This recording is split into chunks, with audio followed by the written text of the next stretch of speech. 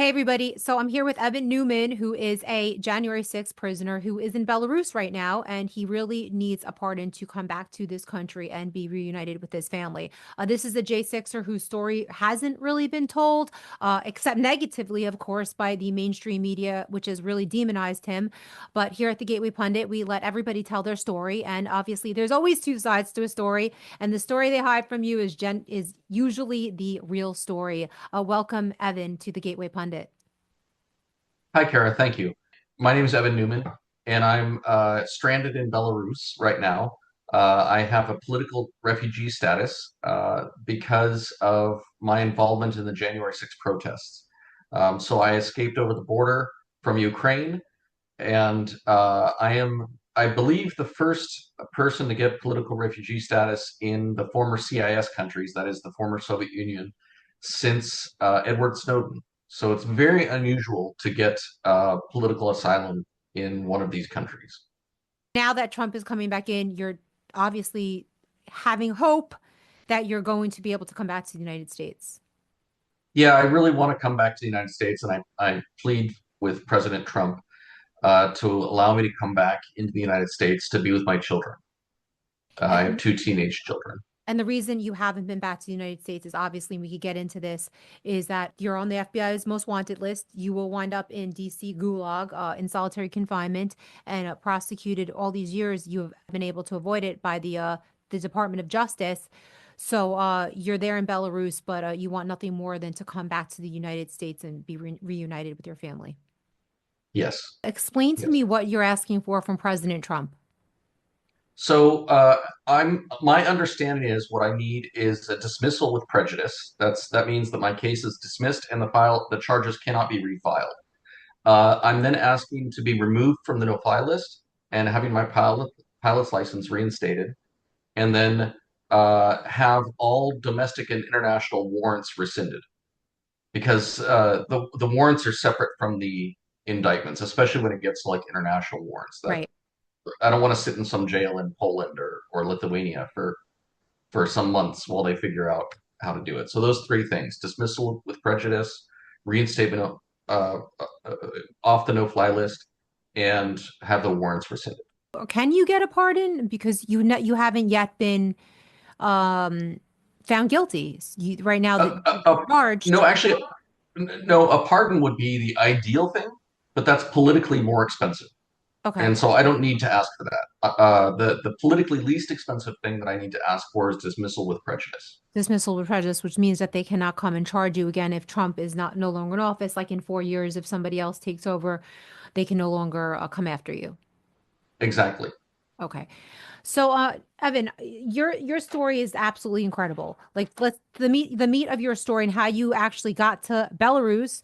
But for many of you who don't know, that is Belarus is a landlocked country, correct? That's correct. Yeah. In between Russia and Ukraine.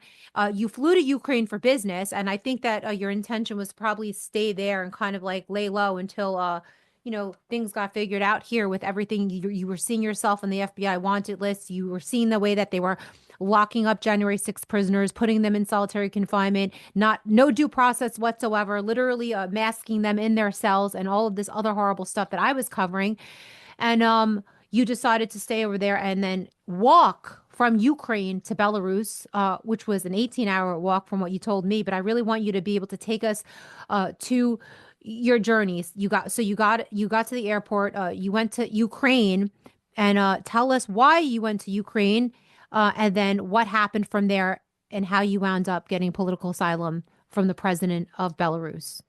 Sure. Well, actually, when I went to the San Francisco International Airport, the FBI met me at the boarding gate and interviewed me, and then I answered everything honestly. There were a few questions that I pled the Fifth Amendment on, and chose not to answer because I didn't know. Well, because it's my right, and You don't have to I explain had. that, but I would advise everybody listening to plead the fifth whenever you talk to any federal agent. But continue. Well, when you're interviewed by the FBI in that kind of situation, you can only plead the fifth to something that can be convicted as a crime. So uh, they asked a few questions where I thought that there was a chance of that. And so I answered all of their questions except for these couple of questions. And if you don't answer their questions, they can detain you. And I would have missed my plane. What are those questions So, that can continue, just so the audience is aware? oh, were you in Washington, D.C. on January 6th? Yes, I was. How did you get there? I flew in. So I answered most of their questions. And when it came to So just a few questions like, were you in the Capitol building? I choose not to answer that question. so if you would have chose not to answer the questions, about being in DC, if you said, I don't want to talk to you guys, I want to have a lawyer present, you could have been They detained. would have said, okay, we're going to detain you and call your lawyer, and then we'll interview you at the FBI office. Right. All right, So that's interesting. I I mean, had I guess cases vary. I would opt just, that my option would be to always have a lawyer present, but I understand you wanted to get out of the country and it worked out for you because obviously you did get out of the country and you did get political asylum. So you got to Ukraine and what happened from there? uh, so in the Ukraine, they unsealed my indictment, which is an unusual step. They made it public, and then some reporters reported on it, and they found out that I was in Ukraine. And so the FBI then sent my case to the SBU, which is sort of like the FBI of Ukraine. And the SBU then, after only a few weeks, came after me. And that's very unusual. So, like when they go after terrorists or murderers or something, it takes like a year. And Right. so when I saw the SBU coming after me, and I found out about that because I got some people who called me and told me that the SBU was looking for me. And then I made a plan to go to Moldova, which is to the south of Ukraine, southeast, southwest. And I was meeting somebody in a shopping center where I came in one door, my contact came in the other door, and then we were leaving a third door to get in a taxi to go to Moldova. When we met in the middle, my contact was being followed by some strange looking big guys with cell phones. Wandered around the shopping center a little bit to verify that we were being followed. And in fact, we were being followed. And so I just left out the same door I came in because they didn't know where I was. They only knew where my contact was. So I left the same door that I came in, got back into my car, drove to the bank, shaved my face, changed my shirt, took my passport and money, and just walked to the edge of town and then took a taxi to the border of Belarus. And Belarus is to the north, and nobody knew I was going there.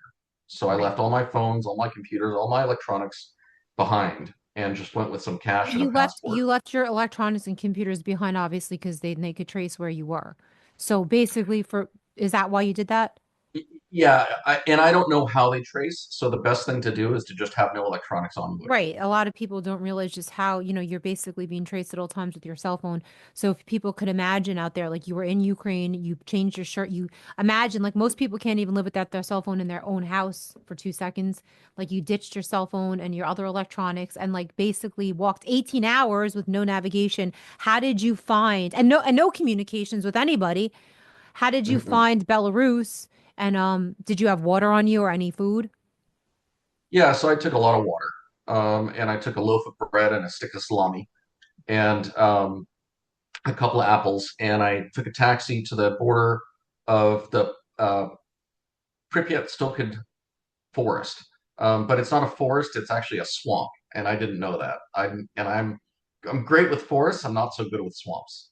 It was my Right. first swamp So, experience. so was there quicksand? It sounds like something out of a crazy movie. Was there quicksand in the Yeah, swamp?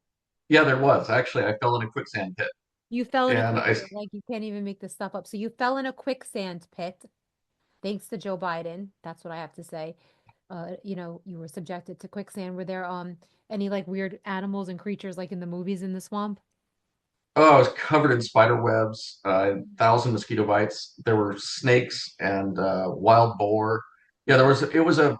So I picked a national forest because I thought there it would be the lowest number of potential border guards, because I can deal with nature, but police are more dangerous to me in my Right, position. I agree. Like wild boars, like swamp creatures, like Loch Ness monster, I think are less scary than the Biden regime. But so you're in this swamp, and how much time did you spend like kind of going through the swamp? How many It was hours? about 20 hours. So So from 20 about hours going through a swamp.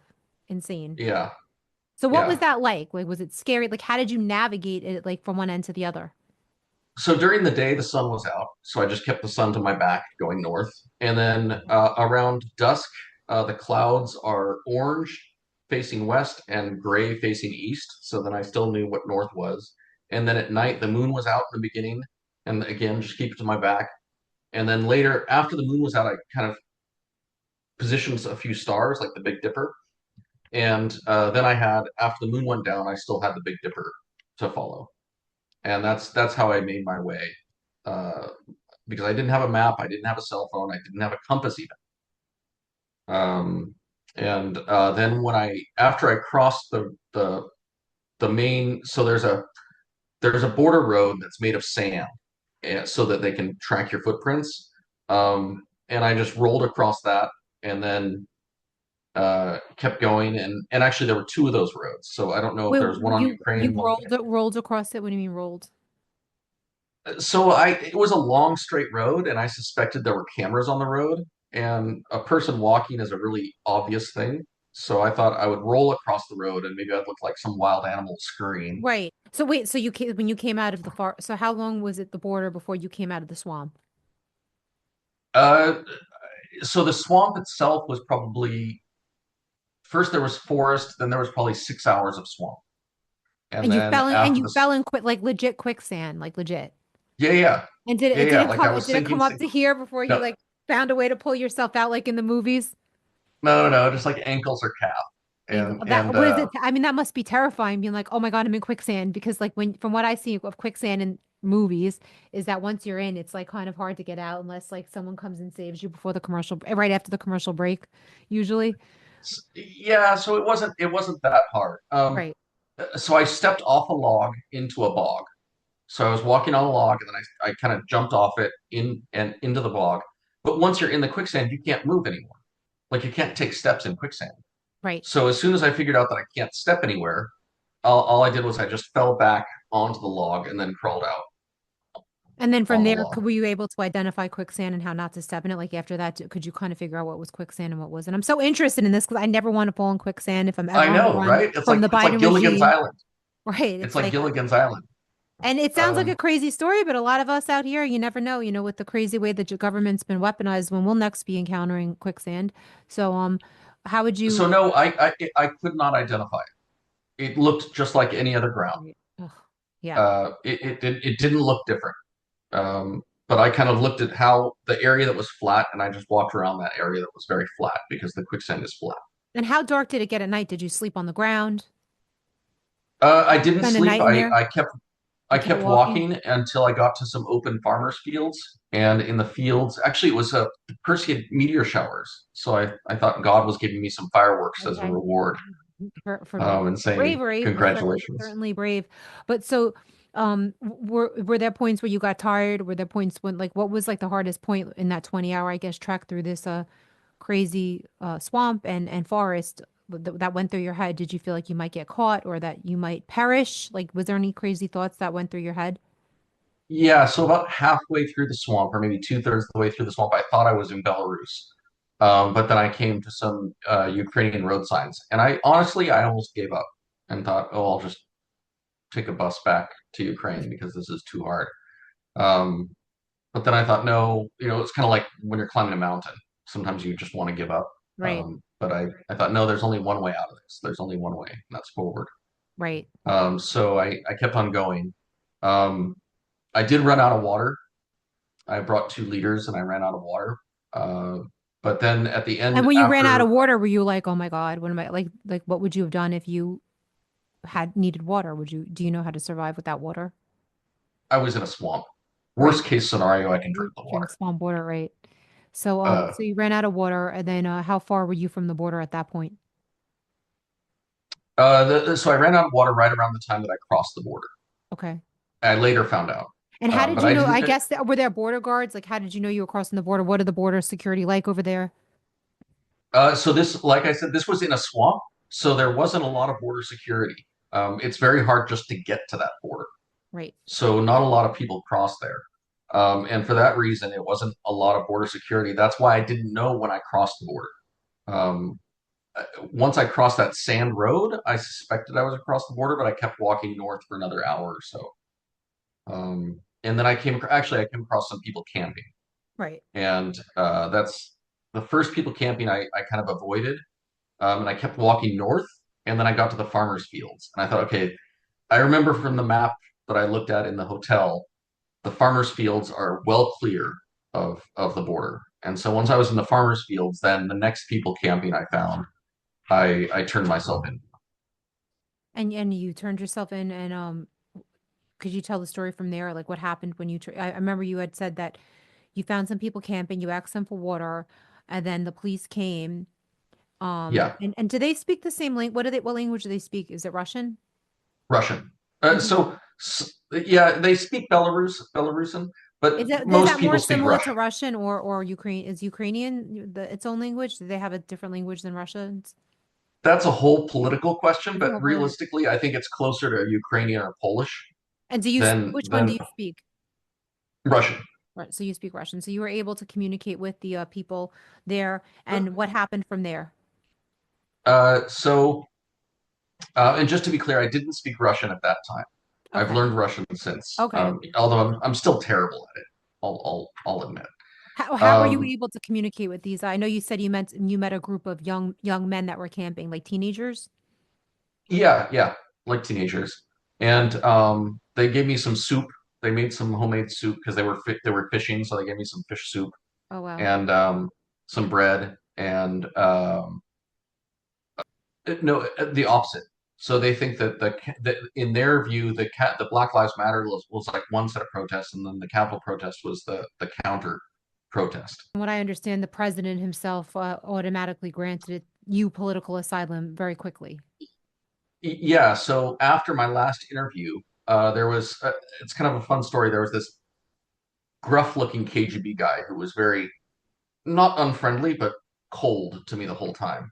And he was the head guy, and he came into my cell very late at night. I don't know what time, but he woke me up, and he said, "I just got a text from our president, President Lukashenko, and he says 3 points.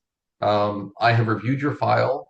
I will not extradite you to America, and I will protect you." And then he gave me a big bear hug. He was like smiling and Well, that's like I great. was all like in one moment I was his best friend. So you got this presidential asylum from the president, a political Mhm. asylum. Um, would you say that the government there in Belarus is more more, are they more favorable towards Trump or towards Biden? Or do they not even realize? I'm so I'm have a very strict policy about I'm a guest in Belarus, and I Right. have absolutely No, that's understandable. We no don't want to get political you opinions. no political opinion. Yeah, Okay. yeah. So but that's I'm I just generally a want to. supporter of President Lukashenko, but as far as what politics are, and I try to be unaware Right. of what they are. Right. So, the bottom line is, I guess the takeaway from this is that a president of a country in the former USSR that borderlines Russia, recognized that, in my opinion, that you were being politically persecuted by the United States government, underneath Joe Biden and his Department of Justice, and decided that you qualified for political asylum in Belarus, which is incredible because I think the only person really who has ever gotten political asylum on in that part of the world in recent history is Edward Snowden. That's right. Yeah. Right. And So, actually, it's my passport is a blue. It's the UN blue. So this is like their refugee passport, and this is refugee passports around the world are this color. wow, So so it's you're considered a political refugee. yes, So we have a political refugee here who is also a political prisoner and a politically persecuted person, a January 6er that needs to come home. You have small children, and I'm sure that's what motivates you most to obviously want to come home. From what I understand, the government there has been really nice to you, and you've been able to actually open a business there. But explain uh, to us what you have here in the United States and why it's so important to you to be able to come back and return to the United States. So I have two teenage children, and I miss them terribly. I've missed all of their teen years so far. I was my one of my elder child was 12 when I left. So I haven't been there for any of their teenage years, and I do get to talk to them regularly, and I play video games with them. Which, for those of you who are absent from your children because of distance, video games is a great way to stay connected. Video games, yeah. Um, but I really want to go home. Like the biggest thing is that we would take a lot of road trips, and I really want to teach my kids how to drive. Right. That's just something that I think is a father's duty. So you have teenage kids, and I lost my dad when I was a teenager, and I know how important it is to have a dad around, teaching you how to drive and just teaching you really right from wrong. So, hopefully you'll be reunited with them soon. If President Trump was watching right now and you wanted to say to him why you need this, you need to be not pardoned, or you'd prefer to be pardoned, but why you would like the DOJ to drop charges and drop them without prejudice, what would your plea to President Trump be? Anything that I did is less. Uh, the normal punishment would be far less than what I've already received in being away from my family. And uh, America and my family have a net gain by welcoming me back. And the when other protesters have protested, typically charges, if they're filed at all, are dropped because they're protesting, Right, and that's protected under the U.S. Constitution to protest. right. And so I actually think that he should, President Trump, I would like to see him do a blanket pardon for anybody who was accused of wrongdoing on January 6th. Meaning Potentially people that accept are the haven't been charged yet, people that were there that day. absolutely, absolutely, because otherwise in 4 years they're gonna find out like about some little old lady who was sitting on the lawn, but it was at some point there was a fence there. Like their charges are really silly right Yeah, they are. A lot of people have really woken up to that. What would you say to a lot of the stuff going on right now, the debates about whether quote unquote violent protesters should be pardoned? now. Most of the people who have been charged with violence were not violent. In what I consider violent, I consider violent like somebody attacking somebody. Um, Most of what I saw was not that. It was being attacked. And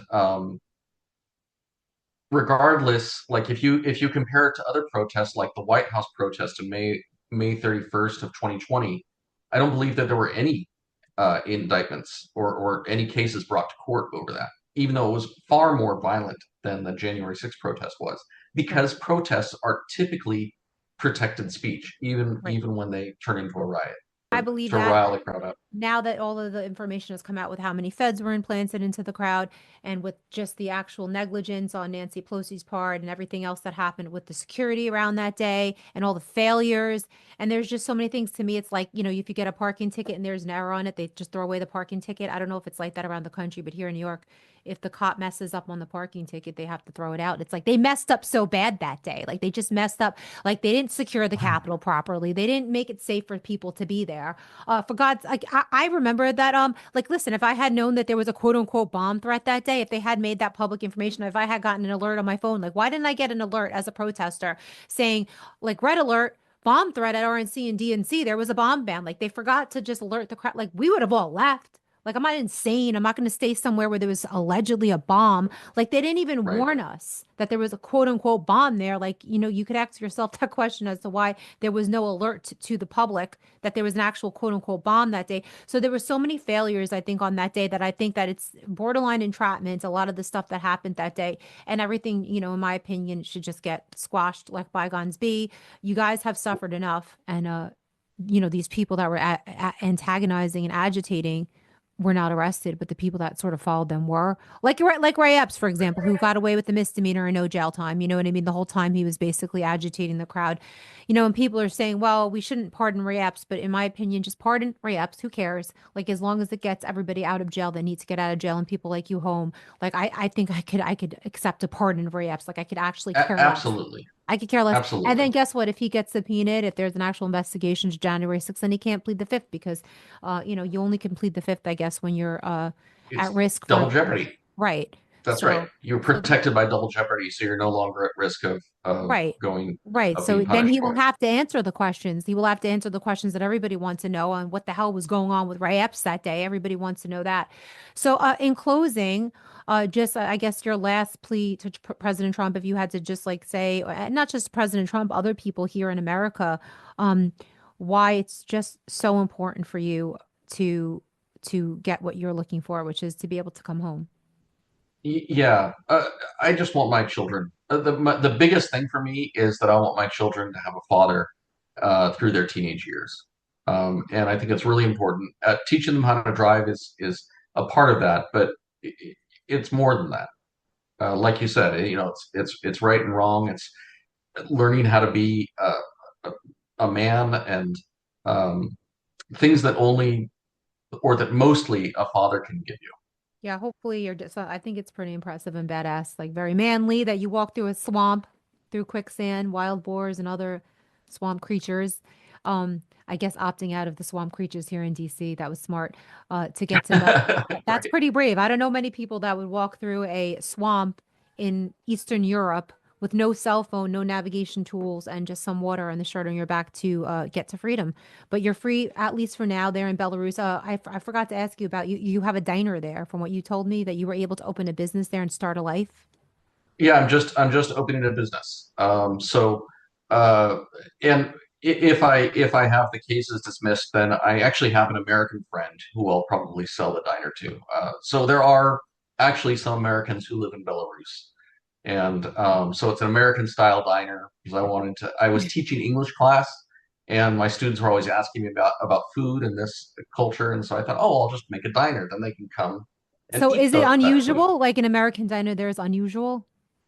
When I tell people I'm opening an American restaurant, they say, "Oh, like McDonald's?" So what does the diner serve? Like what does an American diner serve? Like hamburgers, Uh, French so fries? hamburgers, French fries, steaks, meatloaf, Reuben sandwich, Monte Cristo, um, and then we have a little Mexican section. Like a lot of, I don't know if diners in New York City have this, but in California, most diners have a little section of Mexican food. Could you tell us a little bit about, briefly about what happened on January 6th? Start with the day of January 6th. You were there Yep. protesting. Um, what happened? I know that you have an indictment that says you allegedly, and this is the key word here, people, allegedly, these quote unquote violent J6ers, a lot of people don't understand just how dirty the Department of Justice is and what they do with these screen grabs. They'll put pictures on these indictments and on these statement of facts that are really deceptive and misleading to try to indict somebody. And I believe that's the case with you. There's a lot of stuff, and I'll explain in the article that I write, showing you allegedly doing things that's very obvious to me as a fabrication. So you were accused of, I guess, punching towards, quote unquote, punching towards a police officer. They have no picture, they have no video of you actually punching that police officer, but they have you sort of leaning over with your fist, kind of like this. And like I know about punching because I used to be a boxer. Like nobody kind of like punches like with their arm touching a fence, like leaning in the way that you are. And I'm going to put that picture up, but that doesn't look like a punch to me. It looks like somebody who's falling forward. You could correct me if I'm wrong, but I just can't believe the audacity of these federal prosecutors to continue to really just mislead grand juries and mislead the American public with these quote unquote scream grabs where they could just say, this is Evan Newman punching or punching quote unquote towards a police officer, when in reality, it looks to me like you're just falling over and grabbing onto the fence. Yeah, actually, at that time, some other protesters down the line, I think they were agitators, but I don't know, pulled the whole line of barricades. Two guys pulled the line of barricades down the steps. So the barricades were on the top step, and I was on the top step and or just below that. And so as that picture is being taken, the fence is being pushed into me and pushing me down the stairs. And simultaneously, the police, because they saw this, started to pepper spray me and hit me with a baton. Right. So I'm being pepper sprayed, hit, and having the fence push me down the stairs. So I think when my left hand went up, I was trying to stop the pepper spray. Right. So anybody looking at this picture that has ever thrown a punch in their life or even watched an action movie would know that this is clearly not a punch, but according to the Department of Justice, you are punching towards police. That's why you were hit with that assaulting police charge. But again, take a look at that picture. It's very obvious that that was nothing of the sort. And then they also have a picture, I believe, I'm going to pull it up right now, of your hand. I mean, they have with all the resources of the Department of Justice, I think that if they had a actual photo of your hand touching police, they would have put it in this document, and they don't. They just make that assumption and say they that your hand could have been touching police. But to me, this is not a closed fist at all, and it doesn't look like a punch. So, No, and my body's so my right leg is down some stairs because that's like I said, as I was falling backwards from the barricade being pulled into me and down the stairs. right, I'm So looking I at and the other protesters were falling down the stairs as those shots are being taken. yeah, I'm looking at the picture right now, and again, I'll put it up on the screen, but your hand looks pretty close. It doesn't look like a fist to me. That's not a fist. Or at least not one that you would punch someone with or you would break your hand. But Right, it's loose. It's right, loose. it's a loose fist, so it's ridiculous. And if they got any fight expert up on that witness stand, they would say this is not a punch that you hit somebody with. But that's what drives me insane that a lot of people that day were actually being attacked by police. And Yeah, and then in the press release they said that I used the barricade as a battering ram. they could But the say whatever barricade they did. want. They could say literally, and they have. And I've seen this, and I'm just gonna, I'm acting. I should be a defense attorney, but like honestly, they could say whatever they want. They could say like in your case, you were grabbing the fence to hold yourself up, and they could say, oh, here's Evan Newman holding up the fence and using it as a battering ram. Like people need to understand how scary this new screen grab thing, because everything is on video, and with these screen grabs now, the feds could literally take a screen grab of you, uh, you know get stand this actually happened. There was a screen grab where a guy was helping a police officer up, but actually they wrote in his statement of facts he was throwing a cop down. And when you got the video, he was actually picking him up. So they Picking it could right. literally say whatever they want with these screen grabs to get a grand jury to indict you and then throw the weight of the federal government behind it with this like ridiculous stuff. I don't see any type of And if you look in the complaint, you'll see that as the pictures go on, the barricade is moving down the steps. So more steps are becoming visible in front of the barricade. The police are further away from the barricade, and the protesters are falling down on the other side of it, including me. right. So Right. you see, it's not barricade's not moving forward as a battering ram; it's moving No. backwards away from the police. Right. And I just think, again, I wanted to hit the point before we move on that that is the story of that day that happened to a lot of people that people were being attacked by police and then they wound up getting charged with quote unquote attacking police for either fighting back or for just defending themselves or being in defensive postures and these pictures really getting misconstrued. That's what a lot of people need to understand about a lot of people that are being charged with quote unquote violent charges. It's way more tricky than people think. It is not black and white. I'm really hoping and praying for the best for you. And how could people help you in the meantime if they wanted to help you out? So mostly just making this interview popular. And if anybody else is interested in interviewing me, I want to get my word out so that President Trump sees that I have something to offer and that I'm not some dangerous, like on my wanted poster, they say I'm armed and dangerous. I'm not even allowed to own a gun in I mean, like, Belarus. There's no chance that I'm armed.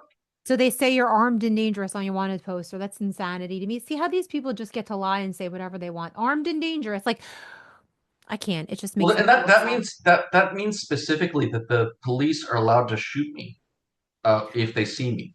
So Why, where they're would allowed to use excessive force in why would they pursuing say me. you were armed and dangerous? Did it like, do you think that they just made that up or did they have like, did you have a license to own a gun here in California? Yes, yes, I do. In California, I own guns, but they know I'm in Belarus. On the poster, they say And you I'm would in never, Belarus. right, you would never cross the border. They would never let you take a gun in there. Are people allowed to own guns in Belarus?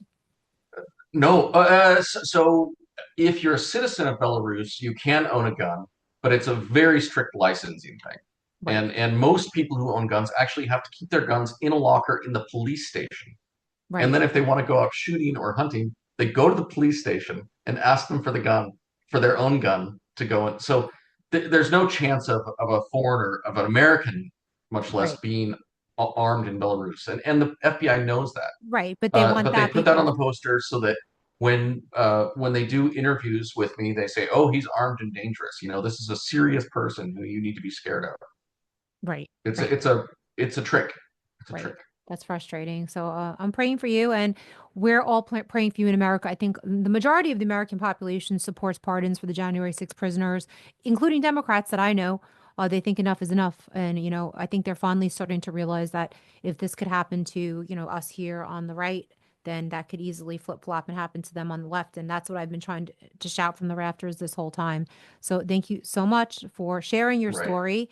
And we're praying for you here in the United States. And I would love to meet you, hopefully back in the United States one day. I look forward to meeting you Mhm. one day, Kara. All right. Thank you so much.